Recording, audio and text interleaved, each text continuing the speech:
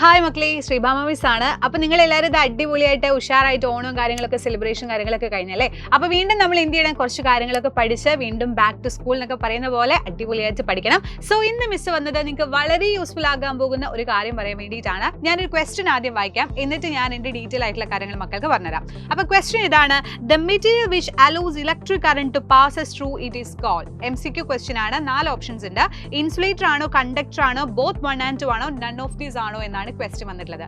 ഇത് വായിക്കുമ്പോൾ തന്നെ നമുക്കറിയാം, ഇലക്ട്രിക് കണ്ടക്ടിവിറ്റി ചെയ്യുന്ന ആളുകളെ, ഇലക്ട്രിസിറ്റി പാസ് ചെയ്യുന്ന ആളുകളെ നമ്മൾ വിളിക്കുന്ന പേരാണ് കണ്ടക്ടേഴ്സ് എന്ന് നമുക്കറിയാം അല്ലേ. ഒരുപാട് എക്സാമ്പിൾ ഉണ്ട് കണ്ടക്ടേഴ്സിന് പറയുകയാണെങ്കിൽ. ഇപ്പൊ നമ്മൾ അലൂമിനിയം, കോപ്പർ, അങ്ങനെ ഒരുപാട് മെറ്റൽസുകൾ എന്താണ്, ഗുഡ് കണ്ടക്ടേഴ്സ് ഓഫ് ഇലക്ട്രിസിറ്റി ആണ്.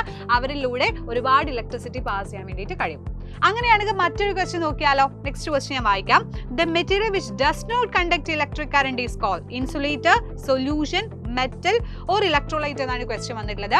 ഇത് വായിക്കുമ്പോൾ നമുക്കറിയാം, ഇലക്ട്രിസിറ്റി കണ്ടക്ട് ചെയ്യാത്തതിനെ നമ്മൾ എന്ത് പേരാണ് മക്കളെ വിളിക്കാറുള്ളത്? അതാണ് ഇൻസുലേറ്റർ എന്ന് പറയും അല്ലേ.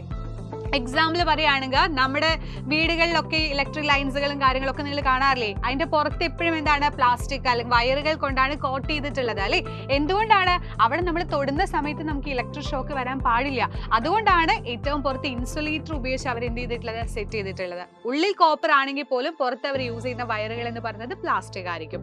സോ അതുകൊണ്ട് തന്നെ ഒരുപാട് എക്സാമ്പിളുകൾ ഉണ്ട്. വുഡ്, പ്ലാസ്റ്റിക് ഒക്കെ, നമുക്ക് റബ്ബർ ഒക്കെ എന്തിനുള്ള എക്സാമ്പിൾ ആയിട്ട് പറയാൻ പറ്റും, ഇൻസുലേറ്ററിനുള്ള എക്സാമ്പിൾ ആയിട്ട് പറയാൻ പറ്റും. ഇതെല്ലാ സമയത്തും ഈ ക്ലാസ് എന്നല്ല, നിങ്ങൾക്ക് വലിയ ക്ലാസ്സുകളിലൊക്കെ യൂസ്ഫുൾ ആകാൻ പോകുന്ന ഒരു കാര്യമാണ്. അപ്പൊ നിങ്ങൾ വിചാരിക്കും, ഇതുപോലെയുള്ള കുറേ ക്വസ്റ്റ്യൻസുകൾ ഇനിയും കിട്ടിയാൽ അടിപൊളിയായിരിക്കും അല്ലേ. യെസ്, അതിന് വേണ്ടിയിട്ടാണ് നമ്മുടെ ഫാൽക്കൺ ബാച്ച് ഉള്ളത്. നിങ്ങൾക്ക് എല്ലാവർക്കും ഫാൽക്കൺ ബാച്ചിനെ പറ്റി അറിയുന്നുണ്ടായിരിക്കും. നിങ്ങൾ ഒരുപാട് ഡ്രീംസ് കാണുന്ന മക്കളാണല്ലേ, വലിയ വലിയ ആഗ്രഹങ്ങളാണ്. ഡോക്ടർ ആവണം, എഞ്ചിനീയർ ആവണം തുടങ്ങിയിട്ടുള്ള ഒരുപാട് സ്വപ്നങ്ങൾ കാണുന്ന മക്കളാണ്.